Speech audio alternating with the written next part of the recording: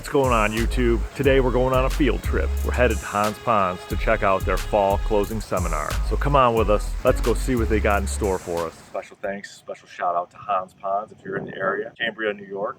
Stop on in. They have awesome displays and great advice. And today we're going to their pond closing seminar. So come on. Okay, welcome to our fall seminar. If you don't know, my name's Sarah. I've been in the water garden industry for 9 years. So we're going to talk about what to do to kind of close up your pond at the end of the season. Every pond is different.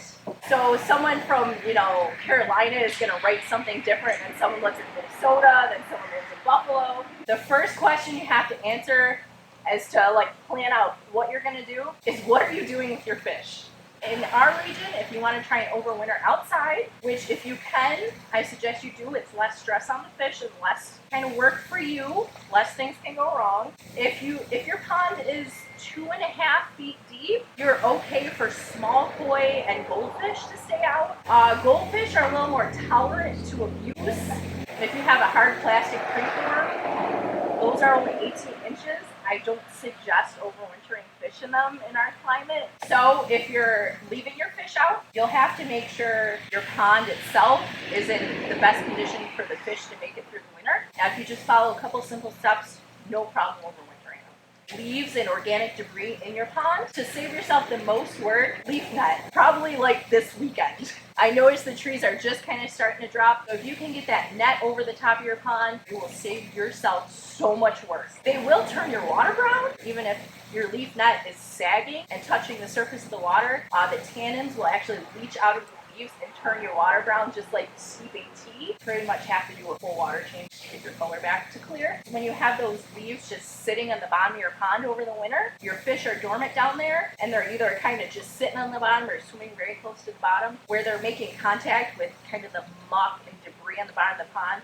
It's very common for fish to catch a fungus or a bacterial infection from that, because bacteria is pretty dormant when it's that cold. Bacteria really doesn't grow, so it'll just be dormant under your pond, and then when we start to thaw out in the spring, your fish will get a bacterial infection and die, usually in early May. And all of a sudden in the spring, I get ready to open my pond and all my fish die. It's usually from the bacteria over the winter. So if you have stone on the bottom of your pond, it's hard to get all those nooks and crannies. My go-to is a product called Muck Off. I recommend this to just about everybody that says if you have sludge on the bottom of your pond or debris or buildup that you can't clean out. They're little tablets that sink in the water, and it's a bacteria and enzymes that colonize just along the bottom. It eats up the organic debris. It says you should use it monthly. Stop when the water's in the 50s. If you have an aerator running, it's a bacteria that grows with oxygen in the water. Beneficial bacteria in your pond. That only works until the water temperature is 50-55 degrees. They actually make a powder bacteria that will grow in the 55 to 35 degree water temperature range. So this is a way to keep the good bacteria going, and it's got a little bit of barley in it to slow down the string algae growth. String algae keeps growing throughout the winter and the spring, even when your pond is shut down. String algae doesn't stop, unfortunately, so this will help keep it at bay. I suggest tossing in a new barley bale when you're getting ready to close up, just to slow down the growth of string algae. Hoping everyone has plants growing in their pond, so you'll have to deal with the plants. We have hardy and tropical, or annuals and perennials, however you want to say it. You're just going to want to trim them a couple inches above the top of the pot, so that way the leaves aren't dying off in your pond. And if you have them in a shallower spot, like you have your pot that your potted plants are in, or out up on your ledge pretty shallow, you move them down to a deeper part of the pond and leave them there over the winter. Same thing with your water lilies, you just move the pot to a deeper part of the pond. My trick for taking leaves off of water lilies, pond shark. That was invented by some guy in his garage a couple years ago because he had to deal with this. The net, but we have these teeth here, so you can reach it in the pond and scoop up, and it'll pop the leaves off the water lilies and catch them in the net for you. And the other side is a scraper, so if you're scraping string algae off of something, it'll go right into the net. If anyone has any oxygenating plants, those are the little bunched plants we sell. They should come back, but they usually don't. Or I take them out and put them in my aquarium in my house. Your tropical plants, your annuals, stuff that is not native to the area, like canna lilies, are really easy to overwinter. That's why I suggest people buy them. They're like a bulb. They have a tuber. You just take them out of the pot, save the bulb, rinse the soil off, usually wrap them in newspaper, a little bit of pea moss, keep them in your basement, replant them next year, they'll come right back. Does anyone have any snails, tadpoles, frogs in their pond? Okay, you're gonna want to try and catch those and get them out. Frogs, you definitely want to kick out of your pond. When you get to go to put your reef net on, if you see any frogs, just kick them out. They're gonna keep trying to get back in, but if you see them, kick them out. Frogs need to hibernate and bury themselves in like mud in your garden. In your pond, there's no mud, it's a liner. There's nowhere for them to go. They're going to die in your pond. They're gonna probably try and hibernate in your skimmer box. They're gonna die. You're gonna find them first thing in the spring, and I assure you it is the worst. And rotting frog corpses are actually toxic to your fish. So not only is it unpleasant for you, but there's a chance it could kill your fish. Best thing you can do to keep your fish alive outside is keep a hole in the ice. People think fish die because they freeze. They actually die because they suffocate. My go-to is an aerator, an air bubbler, whatever you want to call it. You can run them year-round. They're great. They help the water quality. They help your fish. They put oxygen in it. If you ever have an emergency that you need to take your fish out, you want to have an aerator on hand so that you can throw them in a tub and have an aerator and keep them alive for a couple days. I prefer the aerator. Some people prefer the de-icer.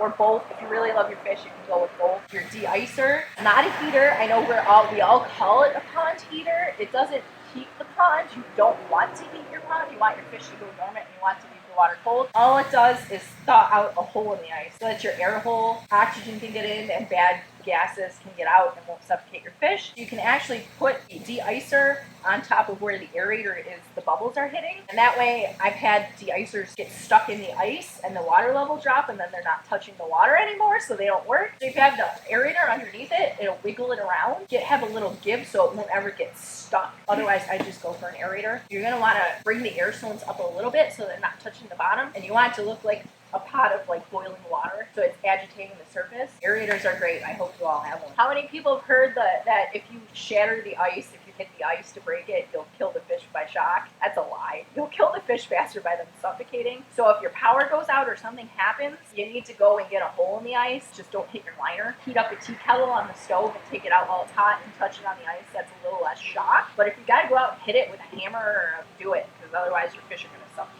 We always get questions about feeding your fish goes by water temperature, not air temperature, not the calendar. You're supposed to have a pond thermometer, even if you got to steal your pool thermometer or whatever. So you have a way of knowing what the water temperature is in your pond. Around now is when I start decreasing how much they eat. I feed my fish 2 times a day. I like to fatten them up for winter.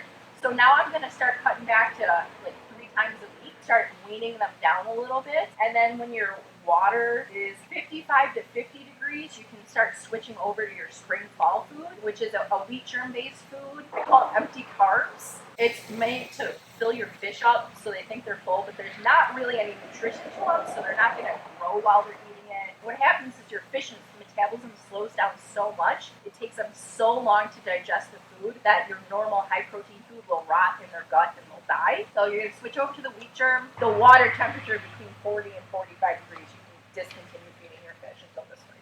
I like to use an extra dose of salt in the winter. The level of salt we go with throughout the year is just so that it doesn't bother your plants. But this time of year, your plants are dormant, you cut the leaves off, it's not going to bother them. I'll usually double the dose of my salt going through winter just to help with those fungal infections, those bacteria infections that your fish might pick up. Koi and goldfish can tolerate a ridiculous amount of salt, and it's actually how we treat most diseases in koi and goldfish. It helps with stress, helps with gill function, it helps get rid of common parasites. I've used it through all my years, and the times that I have stopped using salt is when I've had huge issues. You can double your salt dose going into winter, and then when you do a water change in the spring, you're going to put it back to where it should be for the summer. And the salt doesn't evaporate, it doesn't go anywhere until you physically remove the water from your pond. My random tricks that I have learned that no one ever does, the barley bales going into winter, it's a really good trick to try and keep the string algae down. The barley bales,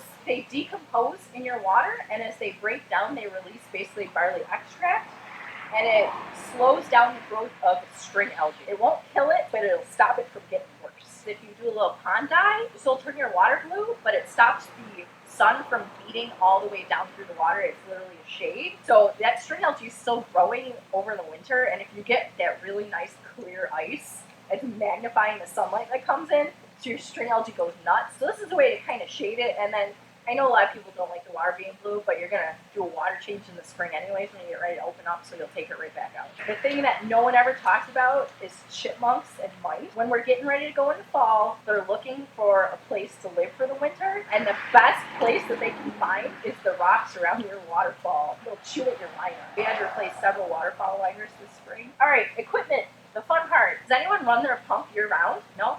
I'm going to tell you, you can if you want. I have some people that will run their pump in the winter. The only thing you have to do is you have to be able to access your pond quickly and easily. It looks really cool when you have like ice going on your waterfall, but sometimes if we get a really fast freeze, it'll freeze in a way it redirects your waterfall water out of your pond and you'll run your pond dry. I'm guessing most of you probably have magnetic drive pumps. Those are pretty easy. You just unplug them, disconnect them. I suggest this time of year when you take it out, clean your pump out. It'll save you a little bit of work and longevity in your pump that, depending on your brand, but they're all vaguely the same, is if you got a really big heavy duty one, chances are you can just squirt the garden hose in there and get everything out, but your impeller will come out. The smaller ones, the front plate usually pops off. Take your impeller out, algae growing on it, just unload it. Just clean it out really good, put it back together. I suggest storing it in a bucket of water. With a magnetic drive pump, you don't have to, but I'm telling you I have a better success rate. That way your O-rings won't dry out and crack. Sometimes since your impellers are metal, they'll rust in place over the winter being stored dry. And then usually when you go to start them in the spring, they'll usually snap their own shaft and you'll have to replace the impeller. So if I just keep it in water, that doesn't happen. Does anybody know if they have a check valve or know what a check valve is? Okay, a check valve stops the water from flowing in reverse. The easiest way to tell if you have a check valve somewhere plugged in your line is if you unplug your pump and turn it off. Does the water stay in your waterfall box on top? If it drains back out, you do not have a check valve. If it stays there, you do have a check valve. You also have to remove the check valve, because if you have a check valve, it will keep the water in your line and it will freeze and break your line over the winter. Anybody have a pressure filter? Pressure filters need to come in because they're a sealed container. Because it's a closed container, it will freeze and break your seals, and then you'll have to get a new pressure filter. Does anybody have a UV light? Those gotta come out. You know better. Those gotta come out, because UV light is a sealed tube with glass in it. That is absolutely gonna freeze and crack open. I'm never gonna get that glass out. Yeah, it's a glass tube. You don't want water sitting there, so you want to disconnect those. Those are your major things. Anything that's a sealed container is obviously gonna bust over the winter with ice.